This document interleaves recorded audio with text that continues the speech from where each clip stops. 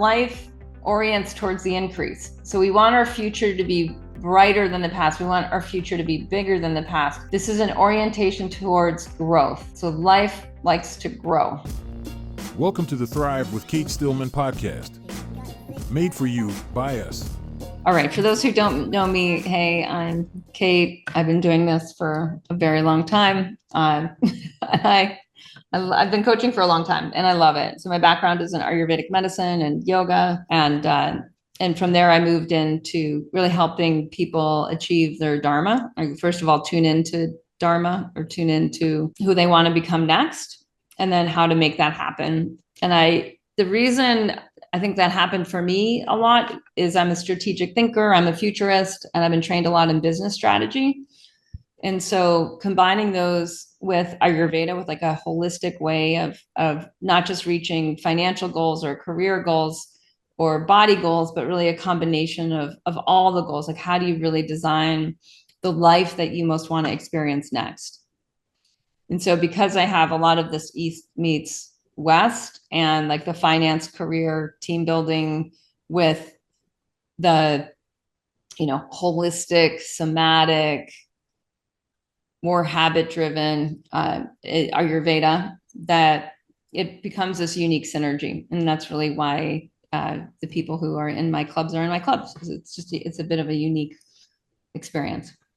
So what we're going to start off with is something that we've been calling Fractal U in Club Thrive. So I run clubs. I run Club Thrive, and I run Club Hero, which is our coaching programs for health coaching, life coaching. And I run Wellness Pro Academy, which helps wellness pros use the club model, which we demonstrate in Club Thrive and Club Hero. And our Club Hero is our most strategic club. So that's where people are going after bigger life goals. And the difference between that and Club Thrive is more of our entry level. So it's not quite as tight. All right. So that's a little bit about me. We'll take 5 new people into Club Hero. So if people are interested in that, at the end, I'll let you know how you basically get on my schedule. We have an interview process. We really assess where you want to be in a year.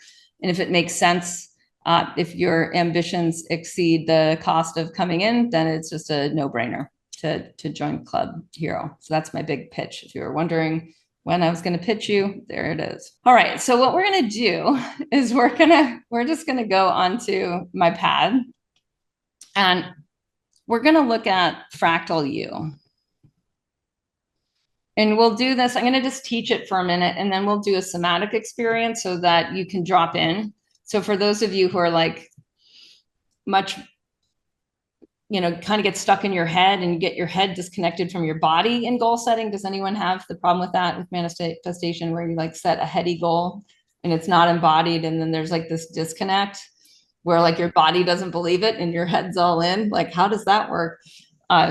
We're gonna try to solve for that by first learning this cognitively, and then integrating it somatically, and then seeing where it happens to go next. All right, so Fractal U. This is something that we worked on quite a bit at my Artha event this summer. So Fractal U, a fractal is where the microcosm reflects the macrocosm, and the macrocosm reflects the microcosm. So when we zoom out levels, we see patterns. So pattern recognition is part of understanding Fractal U. And so we want to be able to understand both past you. So past we'll put over here, and future you we'll put over here. And so with moving your awareness in different levels and different layers, you can zoom in and you can zoom out on your life to understand, how do you manifest? How do you also get stuck? So what are the critical issues? And then where are sort of the free passes where you're ooh, I naturally just do that thing and it works. And I don't even, haven't really analyzed how I've done it. So if we look at current you right now, we'll say this is current you. We want to look back, and we can even just do this in the past phase. It may be a year, it may be longer. It may be a little shorter. Like my past phase didn't really start until last end of, it's like maybe last January. So it wasn't an honest year. It was maybe like 10, 11 months, like January, February. Like there's a clear mark where it was like, oh, there was like the beginning of a big shift of like before and an after. So the more you can see your life in some of these phases of a before and an after, the easier it is to start to see your fractal. So certain times like life has markers, like getting pregnant is a marker, or retiring is a marker, or selling, like for Ted and Martha, like selling your yoga studio will be a marker where there's like a definitive before and after. Losing a job, starting a job, getting a scary diagnosis. These can be graduating from something, right? Where you can look back and you say, there was a past phase and I can label the identity.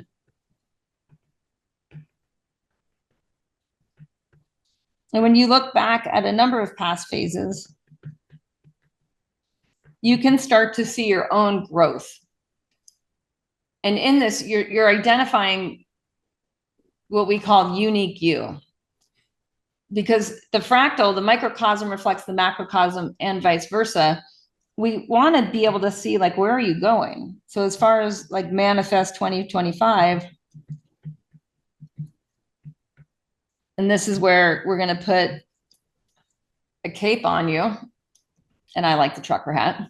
So you can decorate future you however you want. If you want combat boots, I often will do combat boots and a skirt, right? So whatever future you is, but you have to have the cape, because this is going to require an ascension or moving into another dimension. And the reason is that life orients towards the increase. So we want our future to be brighter than the past. We want our future to be bigger than the past. This is an orientation towards growth. So life likes to grow. We all like to grow. Do you notice what it's like when you're with people that are stagnant? Like they're exactly the same as last year? It is less exciting. It's less alive. So there's really like the static or the status quo. So static and status have a similarity in terms, right? Stationary, it's that stat, right? That's not growth. And so if we're static, we're actually deteriorating. So if we want to project our growth, we want to know a bit about our fractal. So we want to be able to look back in order to go forward. So what we're trying to do today is really like catch a glimpse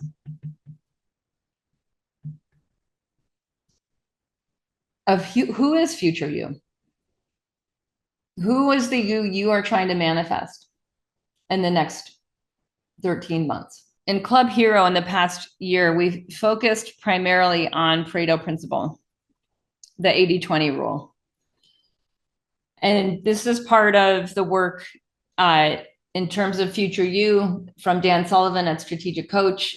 He has a book called 10X is Easier Than 2X, where you're looking at applying Pareto principle to your own growth, your own fractal.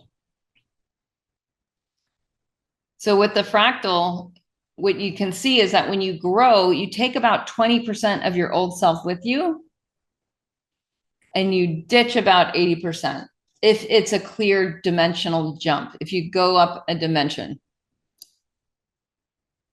So Personality Isn't Permanent. That's a good book by Benjamin Hardy, Dr. Benjamin Hardy.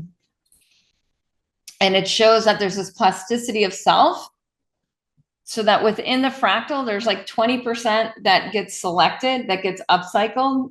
And I think some of the question is it like always exactly the same 20%? Not really, because you're sloughing 80. So this is a big deal. Like when you really start to get this, and for a lot of people, this is petrifying. Like, it's just like, oh my gosh, this is too hard, which is why most people stay at static. By far, the majority of human beings stop growing. Like that is very well documented. That's part of the work of Integral Institute, is where you can see that split across spirals of adult developmental levels. So if you're wondering maybe why it's harder for you to connect with people who have stopped growing, it's because probably you're a person who wants to keep growing. So for me, when I understood that, things made a lot more sense. Like why, whatever, going out and drinking is less entertaining for me, or having the same conversation we had last year is less entertaining for me because of that Pareto principle. And that's a law. So laws are laws. It just means that they're not personal. They just exist in nature.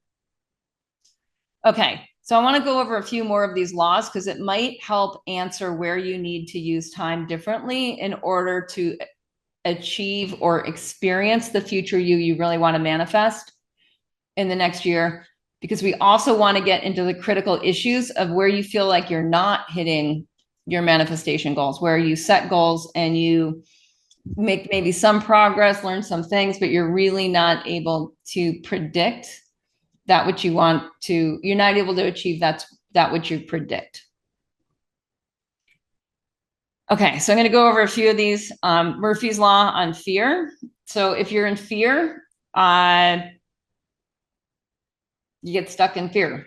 In the Yoga Sutras, we also see this with doubt. So if you set goals and you doubt yourself, that's also completely toxic to the fractal.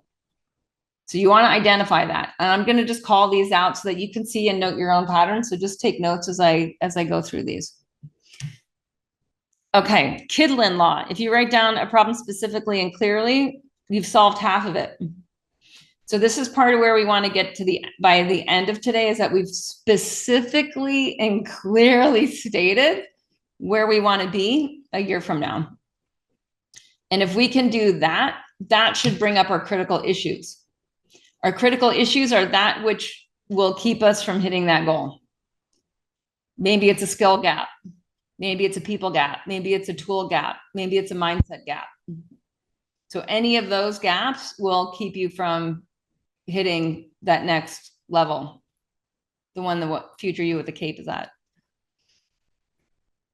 All right, Gilbert Law. When you take on a task, finding the best way to achieve the desired result is always your responsibility. So this is saying, like, if you're going to set a goal, it's your responsibility to achieve it. It's your responsibility to deal with the critical issues. And so the more you understand that anyone who's made big leaps, anyone who's increased their capacity and capability has taken on the responsibility of that, that will help you exit victim mode or believe your own BS. Does anyone believe their own BS a little too much of the time? You guys know what I mean by that? A little bit. Yeah, we all do it. We all have doubt and fear. We all believe our own BS until we don't. Until we don't. Yeah. And then that keeps doing that 80-20 thing. So you get better and better at calling out your own BS. Isn't that great? If you're on a growth path. And if you're not on a growth path, you get more and more sucked in by your own BS. Has anyone like recently been in a conversation with someone who's believing their own BS and you're just like, you're believing your own BS? Yeah, right? Like that's a thing. Yeah. Okay. Wilson's Law, if you prioritize knowledge and intelligence, the money will continue to come. This is where we really get into what are the skill sets and what are the tool sets. And to some degree, who are the people sets that you actually need to manifest who you want to become in 2025? Right? Because there will be gaps. The more we can understand that there's gaps and then prioritize what we need to learn, prioritize knowledge and intelligence, the better. Okay, Falkland, if you don't have time to make a decision about something, if you don't have to make a decision about something, then don't decide. So this is going to be helpful for those of you who there's certain things that don't need to be on what you want to manifest next year. So don't put them on there. Like, don't add more. This is a game of specificity and subtraction. Because we're going to prioritize Pareto's law, Pareto principle, 80-20 rule.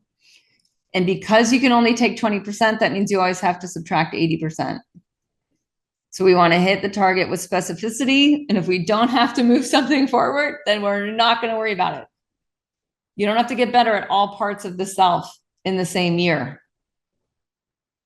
And this is where I see a lot of wellness pros mess this one up.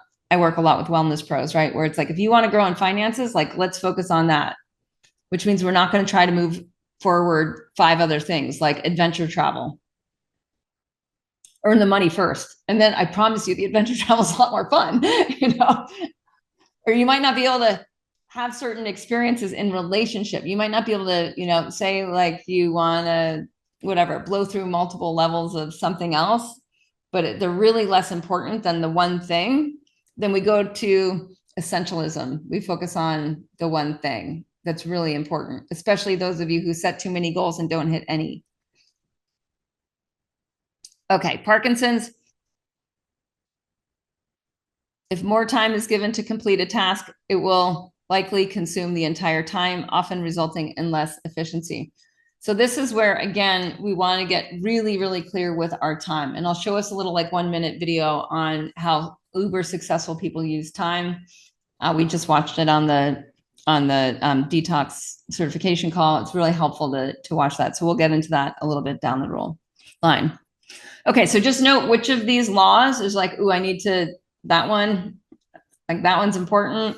I need to focus on that one. So I'm going to lead us through a bit of a somatic exercise where we can look back on the past year. We can look back on the past few phases of past you.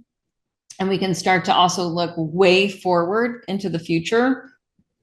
And then from that, going back and going forward, going into our fractal and finding what are the threads of ourselves that are the most true, right? We can see where the path is going.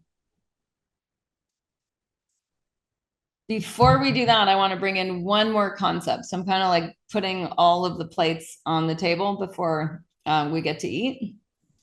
The other component of this I just want to bring in here is in yoga, there's a teaching. It's a very old teaching called the 4 aims of life. And this can help you focus on what dimension, and there might be more than one, and they are all interconnected. So which one is the one, the big one for 2025? And so the 4 aims, it's taught in a number of different ways. I like to start with the first teaching of really Artha, and I'm going to put it on the bottom. And Artha is you have enough stuff. You have subsistence. You have a roof over your head. You have clothes in the closet. You have food in the cupboard. And anyone who's I'm having trouble meeting my basic needs or requirements, or I want to up level, right? I've been living at this level in terms of Artha, and I want to take it up a level in terms of my physical space, my automobile, my housing, my diet, what I'm taking in and what is creating shelter around me.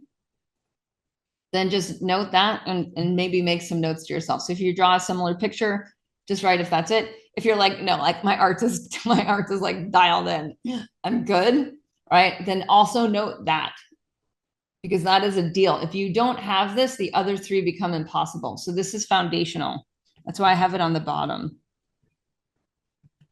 So we'll say stuff, housing or shelter, clothes, food. So for example, if you've always been in a rental and you want to own your own house, this is up, then this is up. Right? Or if you've been living in a house and you want to upgrade or you want to downgrade or you want to make some shift, then this is up. So you just want to note, if this is up, this is up. Okay, so karma is pleasure. So maybe you're not enjoying. You're not dropping into presence, connection, intimacy, enjoyment. You might be eating all the right food, but you're really not feeling nourished. You're not really enjoying. There's not that juiciness. Maybe your body's dried out and it's just not succulent and sexy. And you're wow, I want to be more. I want more of that. I want more sensuality. I want more pleasure. So those of you who know the word, but the Kama Sutras, right? That's that Kama. That's that teaching. The teaching is that life should be pleasurable. I'm going to make Artha brown foundation. Okay. Then we have Dharma. I'm actually going to I'm going to draw it this way just for fun. I'm going to bring Dharma up top. Partly because this is what we focus on. Was a huge part of my work when I was writing Master of You, which is essentially a Dharma book, where a lot of my members were looking at me in my life and just saying, like, how are you doing this and that? And you seem to never doubt your Dharma. You seem to just move directionally into things that are hard and achieve big goals. And so I looked at it, and I looked at how I used Ayurvedic medicine. I looked at how I used, not Ayurvedic medicine, but really Ayurveda philosophy in terms of the 5 elements, to look at Dharma and to create a bit of a system around how do we tune in to Dharma. So if Dharma, we could say, is unique purpose, there's part of this root of Dharma is to contain or to uphold. So there's a reason you're here. If you have a job and you don't like your job, like, you have a Dharma problem. If people around you are retiring and you don't feel like retiring, like, you have a Dharma focus. If you're just kind of going through the motions and don't feel a strong sense of your unique purpose, Dharma is up for you right now. So Dharma is just as essential as Artha, as having a roof over your head. Once we have enough Kama and Artha, so if we were to number these, this would be 1, this would be 2, right? It's hard to have pleasure when you don't have a roof over your head, enough food to eat, or clothes that you enjoy wearing, right? So that's foundational. Then pleasure, then purpose. And we could say that when we're truly in line with these 3 things, what naturally happens is a pursuit of moksha, or what naturally happens is actually a revelation, and moksha is revealed, and that's 4. So moksha, we'll say, is a revelation, and revel has a bit of a sense of a party to it, like, yay, good, love it. And the way it translates is liberation. And liberation from what? A few things. Your personality. So at this point, you allow yourself to shapeshift, and you allow Dharma to shapeshift. So if someone's like, Cate, you're so that, it's like, I have been that, and I'm becoming this. So it's this unboxable sense. You've probably met people that have that. You're wanting to pinpoint them as this, and then you're like, but it's kind of paradoxical because they're also like that. So that's part of moksha. You're also liberated from culture. So culture might be doing X, and you're like, that's cool, but I'm doing Y. And you don't need any justification. You're grounded in the ungrounded. You're grounded in your limitless nature. So for some of us, we know moksha's up when we want a stronger spiritual practice. We want to experience things that are part of that enlightenment category.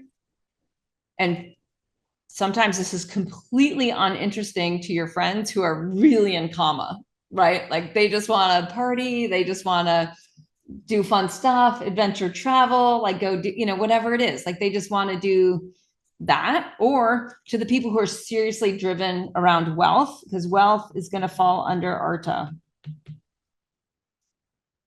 So people who are super, in the mundane, but not evolving spiritually, there can also be that sense of like, oh, I want to connect more with people who are actually living in this moksha experience. I'm just curious about the order, like the because couldn't it be like, if Dharma is not fulfilled or on track, or at least pursued, then Kama is difficult? Like, can we really dwell in, like, enjoy if we feel off with the Dharma? Yeah, it's a really good question. So there's different stages of development. And even if we go back to the fractal, there's different levels of that which will fulfilling at different points in time.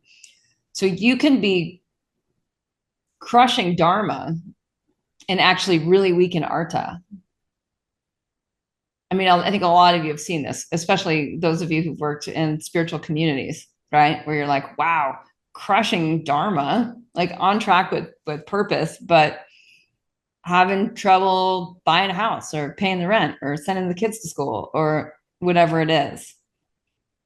So we can have shadows or gaps. And so shadow issues will often reflect, I mean, the studies are really interesting with Artha. I think it's called the zip code principle. Does anyone know that one? Like like kids born into a zip code, kids raised in a zip code will tend to reflect the economic status of that zip code later in life. This is, I mean, in our Ayurveda, we'd say like increases like and opposites reduce each other. So if you're born into a poor zip code, it can be hard to ascend. That's an Artha issue. If you're born into a wealthy zip code, it's really natural to just be able to find that as your steady place. But my question is around karma. I mean, have mixed up, but I was around karma. Like, does really karma come before dharma? Or maybe your dharma for this next section of life is to go into karma. Like for a while, my dharma was very set on building a company and making a lot of money. And part of that was so that I could show other wellness pros how to do that. So if my dharma hadn't brought me straight into Artha, right, for a good set purpose, then I first of all would have been in denial. I would have been in some shadow issue. And I got a lot of flack for it too. By the way, I've gotten a lot of flack for a lot of things over time. I have a little bit of a tough skin, I think, around it, because I got a lot of, shame from the spiritual communities about going so deep into Artha.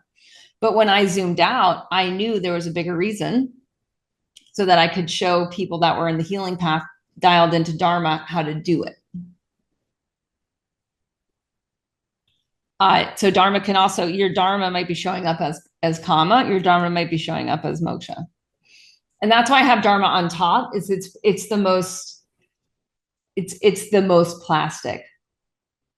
And you could even say in a non-dual way, Moksha is what arises when Artha, Kama, and Dharma are in spanda, or in this like pulsation of integration. So instead of separating moksha out, moksha naturally arises when these other three things are in right relationship, or when the shadow issues. So some of you have a shadow in Artha. If you have a shadow issue in any of these, just note which category you have a shadow issue in. So a shadow issue is where you're just spinning your wheels. You're having a hard time moving that part forward, or getting to a place where you're like, yeah, I get it. I'm there. Okay, Mira. Hi, Kate. Hi, everyone. I just wanted to share with you that, because I missed our last call. So I just wanted to share with you in terms of the fractal work that we did a few weeks ago in one of the calls we did in Club Thrive. One of the things I said, what do I want to leave behind? And I said, I want to leave my current job because it doesn't fit in with what I want to do in the future and where I want my life to be. And so I got a job offer. So I literally, it's just amazing. I mean, so I'm not sure yet if I'm going to accept it. Obviously, it has to be flexible for my needs currently. But she really wants me on board. So we're going to be having some discussions soon. But I just wanted to share the power of working through a process like this and how it can manifest, and you won't even realize that it's actually happened. And then like you look back and in the work that we have done a few weeks ago, and like, wow, this is it's just a reminder now. As you mentioned it now, I just thought, oh my gosh, I manifested that a few weeks ago, and look, it's just happening. Love it. I love it. I love it. I love it.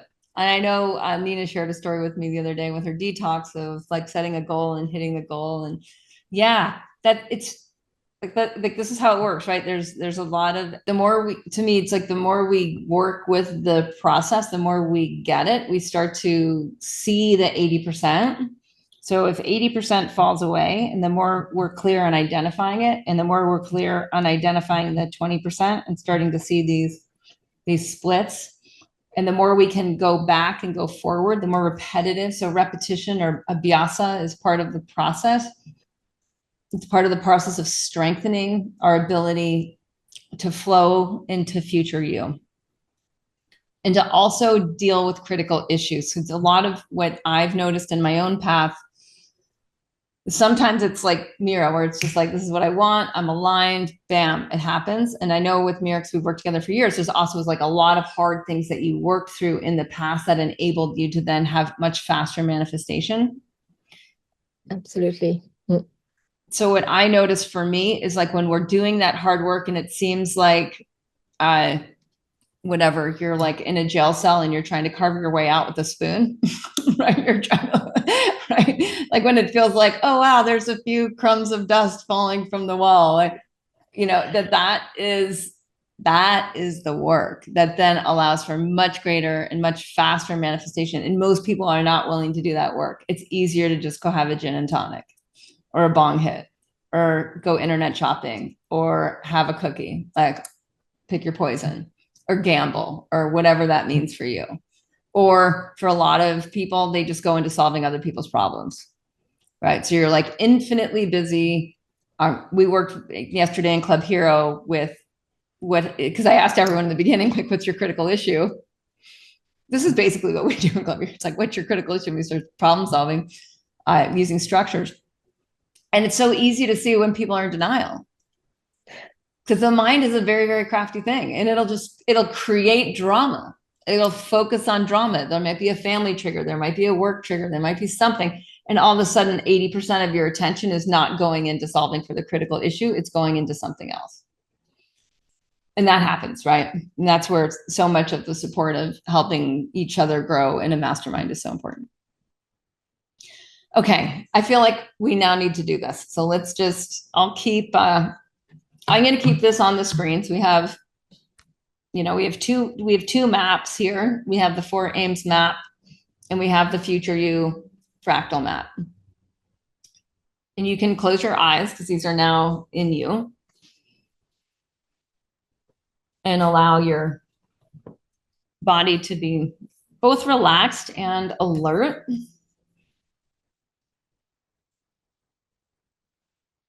You can allow your eyes to close.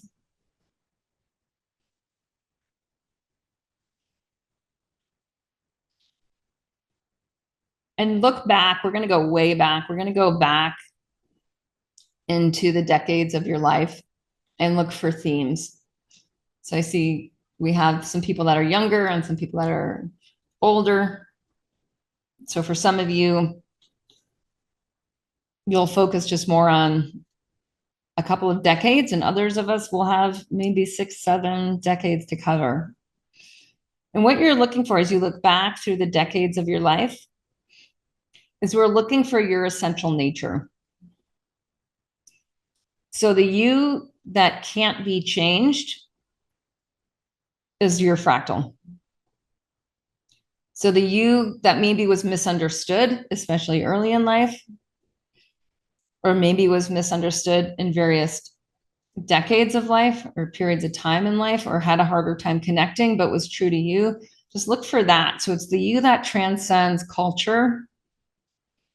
It's the you that transcends the sort of paradox of personality that's required for any age group. It's the true you. And just ask yourself, what are the characteristics of the true you?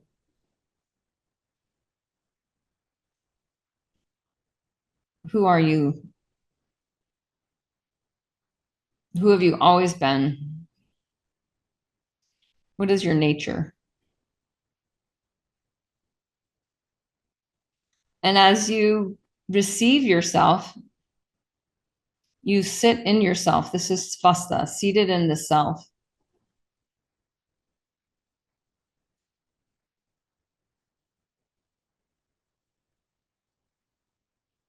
So we're all the universal and the individual. And we're actually tuning into our individual nature right now. So not just zoning in, those of you who go non-dual really easily and end up in unity consciousness, like, yes, good, and unique you. Who are you? And what is your Dharma consistently? Like the Dharma that actually doesn't change. There's going to be a pattern. There's things that you're naturally attuned to, naturally interested in. And so as you tune in, just allow, like even breathe yourself in. And some of you might just find you just exhale, like, like you're letting go of just not needing to be anyone besides you.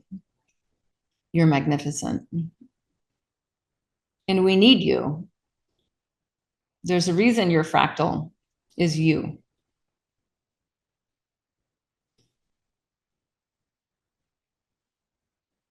And so seeing back, see where it's going. Like, where is it going way out in the next decade?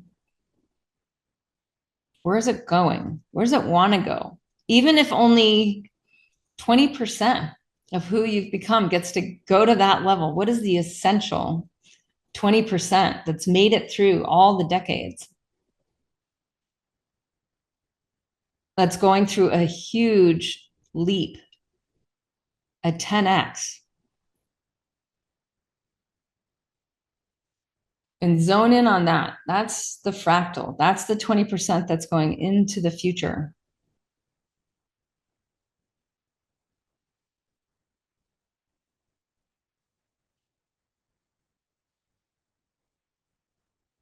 And what are you leaving behind? What no longer needs your attention, your energy?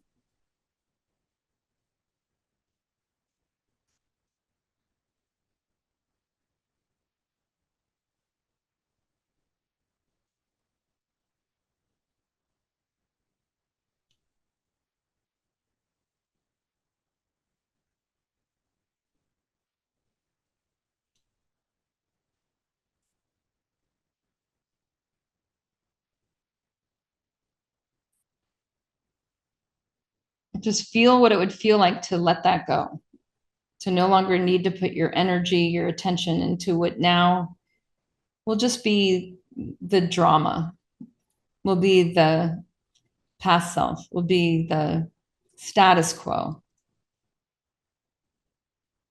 You don't have to uphold who you've been. You can take the best and put it into becoming. And it frees up all that time and space, that 80% that gets freed up. This is what you get to apply your energy and attention to the critical issues that come into focus to manifesting who you'll be in the future. So we're not just going to wish it to become true. We're going to be willing to be strategic, to grow skillfully, to learn. What are you going to need to learn? What are the skills, the tools? Who do you need to be around? Who's already at the levels ahead of you? That's your people set. See who these are, even if it's just an energetic or if it's a placeholder category, if it's a specific individual, bring that into focus. If your mind edits because it can't figure out how, you're solving the wrong problem. We're on what? We're not on how. How comes later. So just who and what, not how. Who's already where you want to be next, specific to your 4 aims. Imagine yourself with them, receiving mentoring, guidance, receiving appreciation for being willing to grow.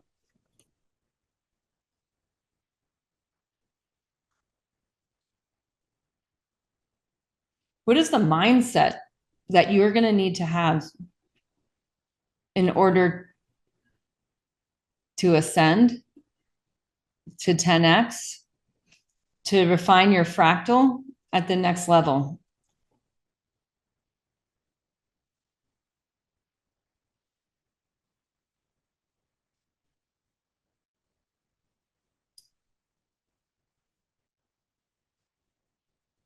And what are the tools you're going to need?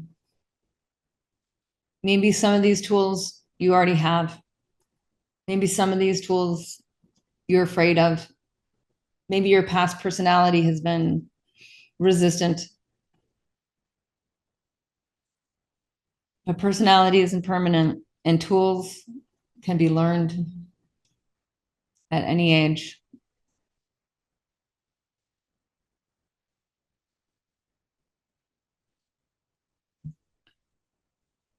And then finally, see the next year, see 2025.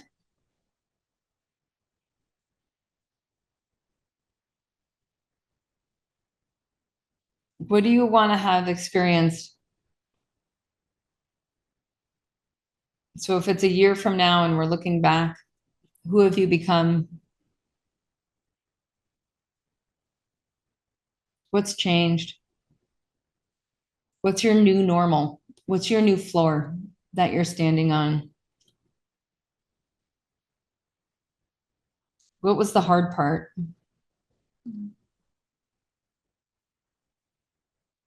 What did you have to come to grips with? Or it simply wouldn't have happened?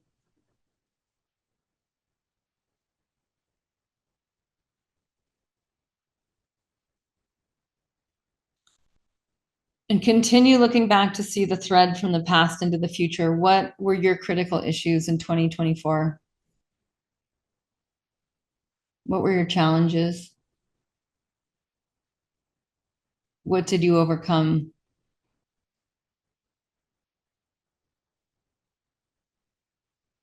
What is incomplete? What is halfway cooked?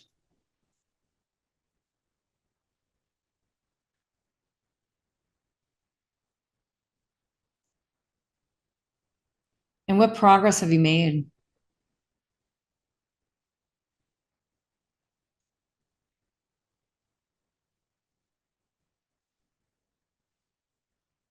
All right. And so now I'd just like you to open your eyes and pick up your pen and write. So I'm going to set our timer for 3 minutes. And you're just going to want to capture whatever came through, whatever seems important to capture. Your essential nature, your Dharma, what you're here to do, what you need to uphold to experience fulfillment.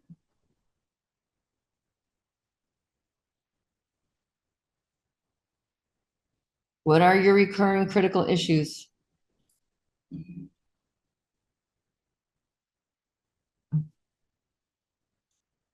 Where do you get stuck?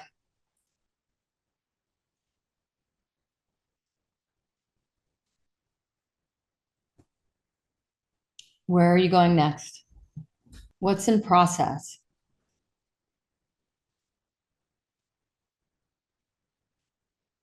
What's in closure?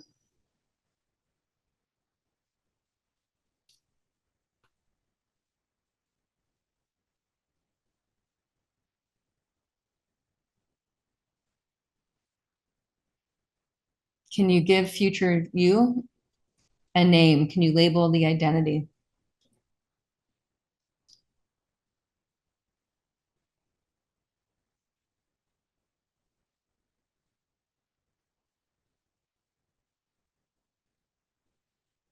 What is your new floor or your next floor so that you have a standard? What's the next standard?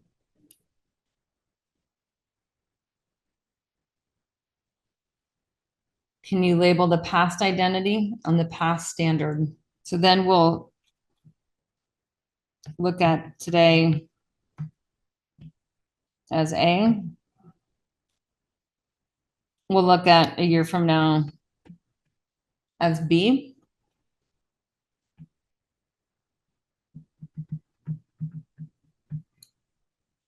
So what specifically in 2025, like what will happen? And again, if we go to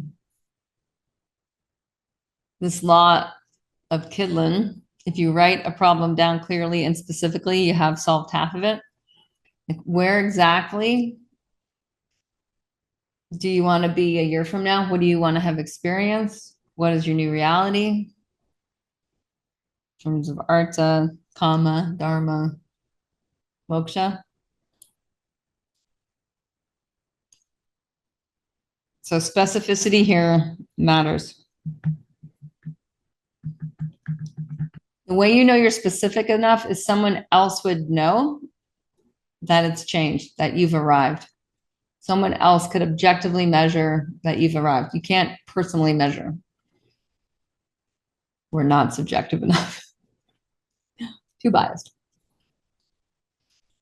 And we understand that A isn't really A. Like A relies on all of your past evolutions. So yay on that. You're not starting from zero. You're starting with a lot. And then finally, what are your critical issues? This is like the no BS. This is like not time for rose-colored glasses. This is not time for Pollyannish thinking. What are your critical issues? Getting from A to B. Critical issues are going to show up in four main ways. We call them the four sets. Mindset. So if you doubt yourself, if you live in fear, if you worry, if you live in drama, any of those things are a critical issue. You're not going to get there. You're not with people who have done it.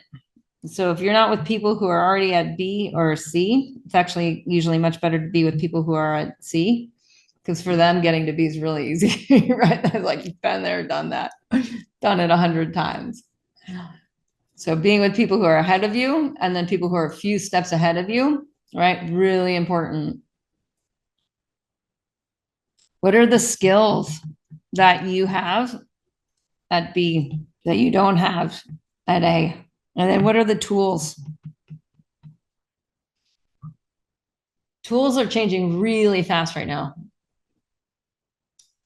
Now you can't just have a tool without having the skill to use a tool. So these two are related. Mindset. Does anyone ever notice, like when you're around, like you're in a situation like this, it's really easy to have elevated thinking because you're with people that are experiencing elevated thinking. Whereas when you're with people that are maybe more addicted or maybe actually bringing consciousness lower, it's easy to actually lose traction in your own mindset. We're an ultra social species, so our mindset is contagious. So that's why people set is so important, because people set will stabilize mindset. So if you're with people who are bringing you down, if you're with people who don't believe in that you can get to B, then you can't. You actually have to change, bring in some new people into your people set. And this is why masterminds, this is why clubs are so important. So those of you in Wellness Pro Academy who are guiding a club, this is why clubs work. Right? You're elevating their mindset and their people set. You're teaching them new tools and skills, essential tools and skills. All right. So I'm going to keep my little share screen on. For those of you who need to go, because we're close to the top of the hour, yay, I'm glad I was able to actually do this in an hour. I'm free to stay on for Q&A. For those who are wondering how, if you're interested in one of those 5 spots, the way it goes is you just schedule with me. I'm just going to put a link in the chat, and we'll also send it to you in email. And we basically just map out the A to B. And if I can help you get there and it makes sense because B is worth more than the cost of admission, then we move forward. That's it. All right. Any questions? any way I can help you? Anyone want to talk anything through or any shares? I can always ask questions. I always have questions. So if no one else jump Yeah. in. My question is, can you talk about the increase of resistance when we set a goal? I'll use myself as an example, Yeah. but a little bit like Mira, I had a story where I voiced something in Club Thrive, and all of a sudden I have the opportunities there, and I want to go for it. But what I experienced that is like all my addictions, all my cravings, muddy stuff is just multiplied, which blurs my capacity to be efficient. And if I want to reach this goal in such a short time, it was one of the laws around that I really love. Like more time wouldn't help. Having more time wouldn't help. And my question is about like the increase in yucky stuff that gets triggered, and when you're just trying to jump in, and I might fail because of that. Yeah. No, I'll answer your question more specifically in just a second. So this won't completely relate to your question, but I did promise I'd show you guys this 1-minute video. The more important you are, the more successful you are, the more you tend to measure out your time in minutes. The less successful you are, the more you tend to measure out your time in hours, days, and weeks. The average person thinks in terms of morning or afternoon. The above average person thinks of hours. The successful person thinks of half hours. The very successful person thinks in terms of minutes. They allocate their time carefully. And the only way that you can do that is what? Is you've got to keep track of what you're spending your time on. 60, 70, 80% of people are not aware of how they spend their time. They think they spend a lot of time in meetings. It turns out they spend a lot of time socializing. They think they spend a lot of time working on reports. It turns out they spend a lot of time on the telephone. They think they spend a lot of time doing important jobs. It turns out they spend a lot of time wasting time. So keep a time log, or just keep a sheet. And whenever you have a chance to look at your watch, write down what you're doing at the time. Or have somebody else watch what you're doing and feed back to you how you're spending your time. And then you have to ask, is how I'm spending my time consistent with my major goals, my top priorities, my high payoff tasks? And you'll find that it's not. And you'll also find that you feel frustrated and you feel stressed if you are not working your time on the things that you're supposed to do. All right. Does that resonate for anyone? Just quick show of hands. Is anyone like, oh yeah, if I'm honest with myself? And that video was obviously created before smartphones. So there's a whole other level. There's a whole other level where you feel like you're doing something productive and you're getting a dopamine hit and you're not. And so everything that we're talking about with future you, it's just so no BS. There's just no, that you have to be able to call out your BS at increasingly higher levels. Yeah, the link should be in the chat. Okay, so back to you, Mahite. This is what is so important. It's another one of these teachings that comes from Dan Sullivan at Strategic Coach, which is where you are now. You're measuring it in terms of future, which is the ideal. And so when you measure, so this is a measure. How do you measure? If you're measuring against the ideal, you experience the gap. The gap is negative. So it's not helpful to measure in terms of the ideal. It's helpful to measure in terms of the gain, which is where you've been to where you are now. When you do, you get a boost. You basically get sex hormones or instead of stress hormones. So here you get stress hormones like cortisol. Here you get sex hormones, dopamine, which is the reward hormone, oxytocin, which is the love hormone, serotonin, which is the pleasure hormone. You get good. And that bolsters you. It actually builds, in Ayurvedic language, it builds your ojas. It builds your ability to become resilient, to handle hard things. And so if we are in a mindset where and you guys, this is ingrained and trained, and it's cultural. Gap thinking is cultural. So it's like, if you're like, oh my gosh, I'm so in it, it's thick. We need to be around people that are helping us, but we can also just we can start to track a gain journal. So at the end of every day, we just identify like, what are my 3 gains for the day? It's a very simple journal, right? So today, 3 gains. And then what will be my 3 gains tomorrow? And we just do that every day, right before bed. Because when you do it before bed, this will help you too, Debbie. When you do this right before bed, yeah, you're processing, so you're getting this stuff off your mind, so you're going to sleep better. But what'll happen is you'll actually start to set gains that you can achieve the next day. Because after you do it a few times and like you blow it and you're just like, oh wow, that took me a week, not a day, right? Like you'll get honest with yourself. You'll start to get honest with yourself. No more BS. No more of these like to-do lists where you put like 20 things on that are really going to take 6 months and you think you can do it in a day. Like you'll stop doing that. So you'll stop creating more cortisol, which means you'll be more present, you'll be more grounded, you'll be more focused, and you'll be more resilient to put your energy into what you can actually do. And you'll be better at choosing because you'll realize like, oh, fuck, I've got an 80-20 my gains for tomorrow. I can't do 100%. I got to choose the 20% of things that are make it, break it. So you start to naturally use the 80-20 filter as you look at tomorrow. And it doesn't happen overnight, I promise you. But it does actually happen within a couple of weeks. And then what'll happen for you, Mahite, is that will increase karma, right? That's the oxytocin, that's the serotonin. Because you'll be measuring from your gains, you're going to be boosting your sex hormones. So you'll naturally have like, oh, wow, wow, it feels good to feel good about myself. It feels good to feel good about my progress. Okay. Well, I have 4 more weeks, so I gotta learn fast. Yeah. Well, and yes, and yeah. Yeah. Good. Good. Then be super clear, right? Then everything else, when it's like that, then like everything else, that's the 80%. It's like no BS, no doubt, no fear, no talking to other people. Like just do the thing, like just all in. I'm working this weekend because we had a deadline to finish our CRM documentation, which is my least favorite thing to do. Right. And I'm terrible at it.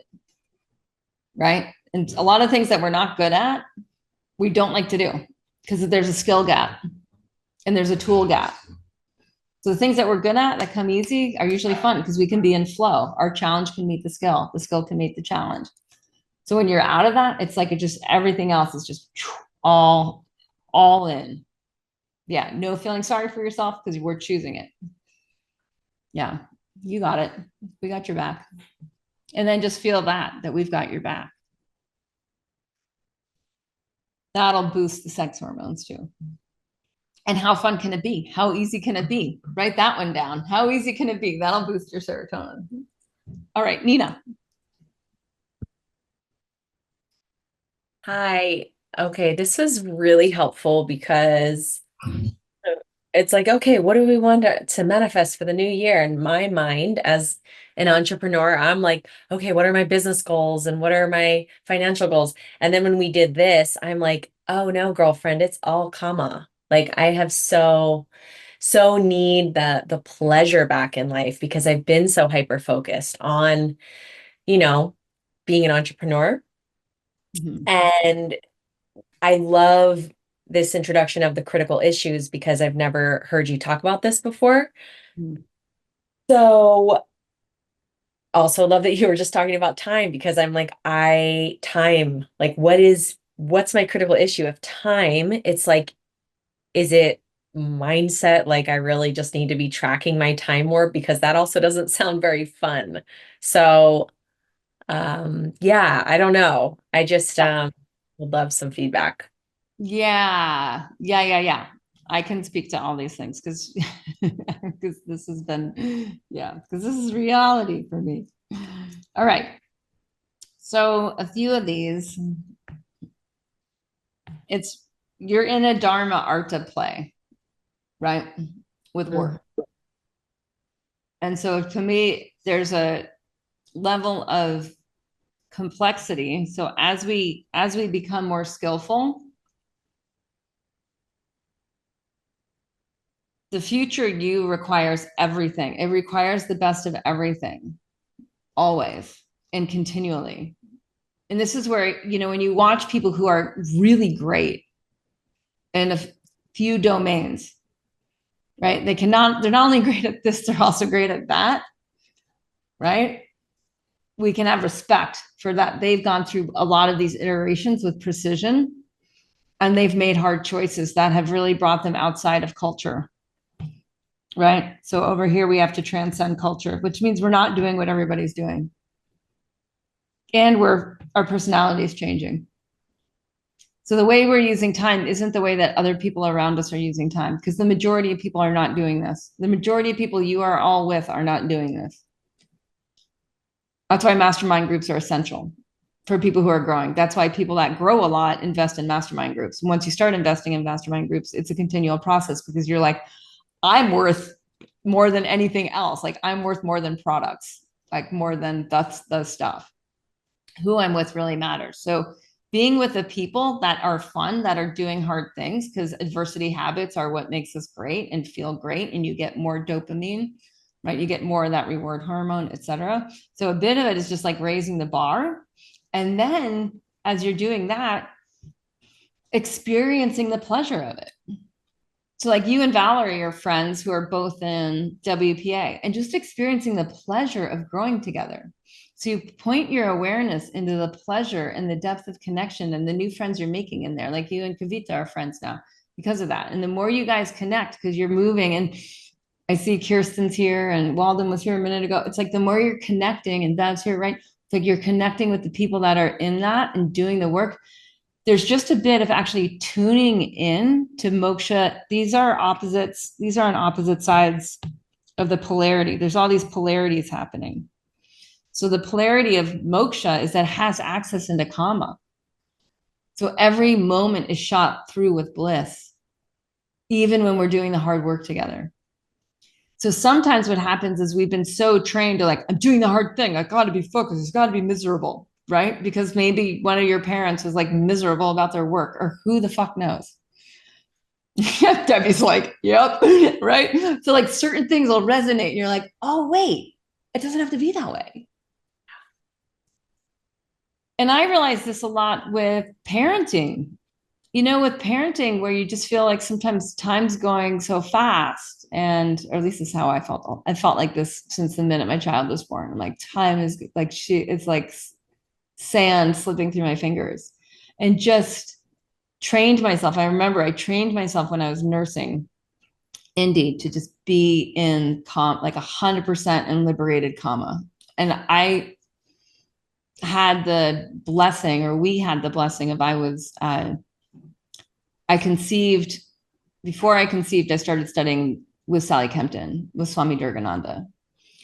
And from that, I decided to conceive, or I was basically like, I don't know, it was very divine commandment-ish. And her whole in utero was when I was with Sally and Shiva Sutras and all that. And so in my transition into motherhood, it was just really clear that this kama and moksha is always available. It's always in the presence of the moment.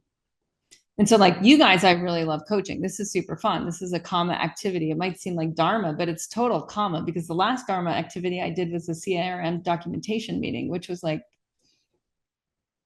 I lost my temper 3 times. It's super embarrassing.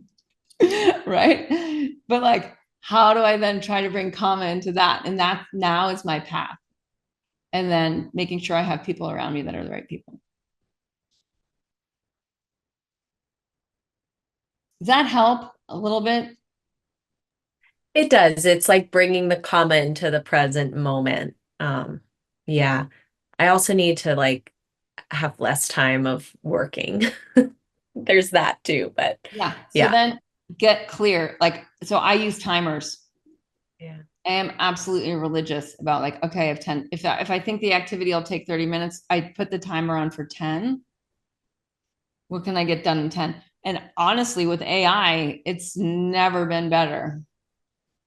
Never been better to be able to get done more in less time. The other thing that you might need to do is really look at this and look at your work and 80-20 the work. So what are the 80% of the things that take the most time that have the least return? So with 80-20, the way 80-20 works is 20% of your actions drive 80% of your results or income or outcomes, which means 80% of your actions, 80% of your time drive 20% of results. The problem is this is easy and this is hard. It's hard to let go of this because the personality is ingrained. How you're using time is ingrained in this 80%. And it's brutal.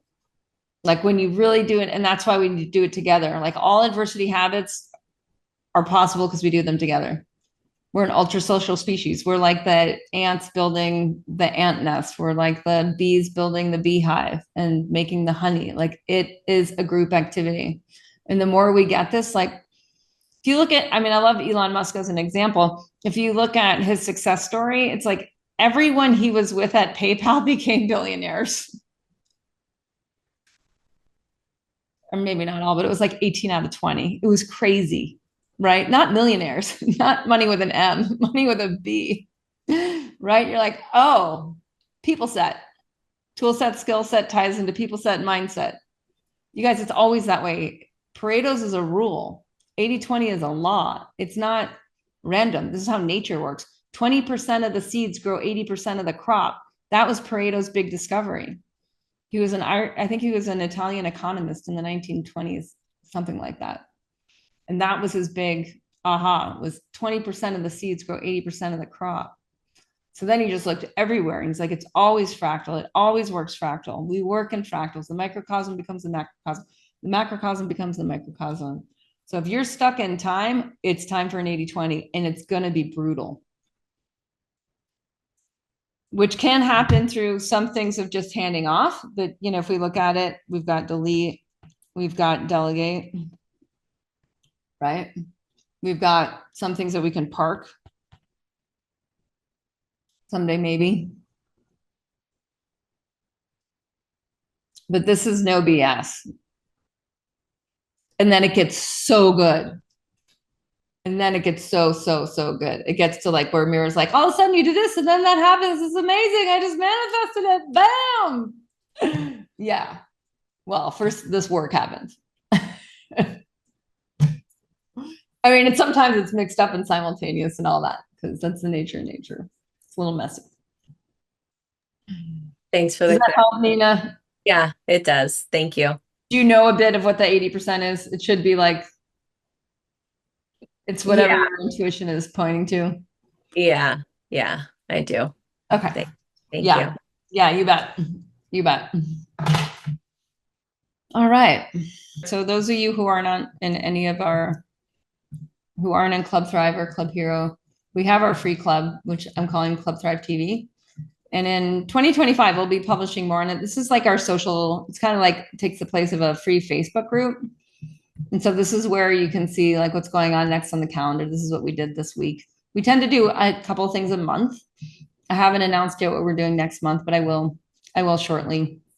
And so if anyone has friends who want to listen to this, that's like the best place is just to invite them in. I'll put the link in the chat. You can also just, if anyone's in school, we love the school app.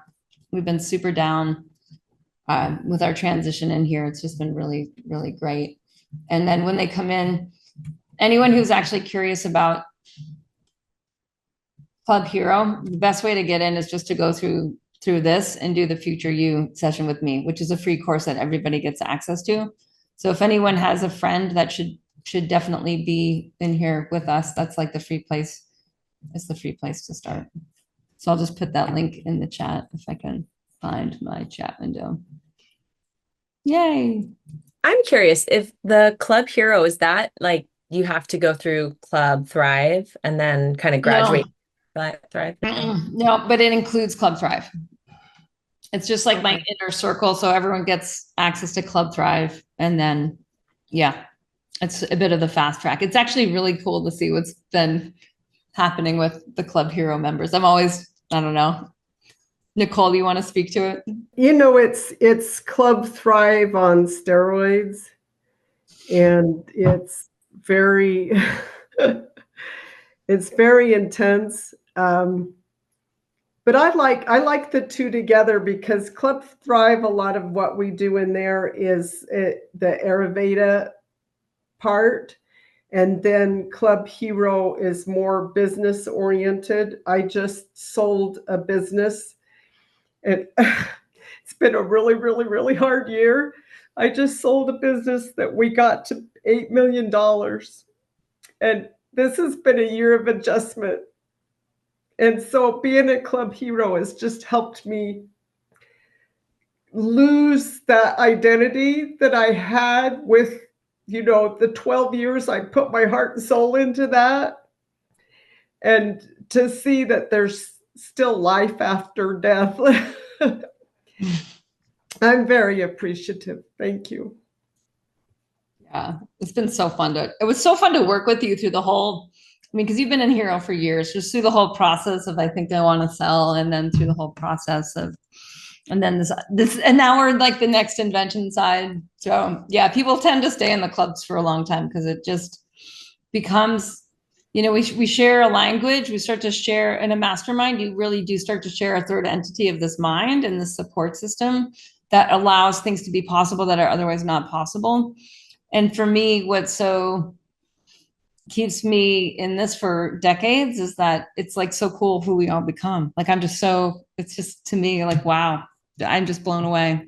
It was really cool to see Kristen yesterday, like Kristen in Club Hero, who a year ago was just struggling with her business. And now she's just too busy to show up to the calls. And she's like, I'm crushing it. She shows up and like, you know, that's, so yeah, to me, that's the difference. But everyone in Club Thrive like gets all the keys. So it's a Club Thrive I use as like foundation and skill building so that when people come into Club Hero, they're really ready for it. And so a lot of people stay in the cooker for a while and then they just, you know, hit the steroid track. I think we need how about exosomes? We need to use the new words for positive steroids. Okay, awesome, you guys. I'll have the recording on Club Thrive TV and yeah, psyched to have spent some time with you. Peace out.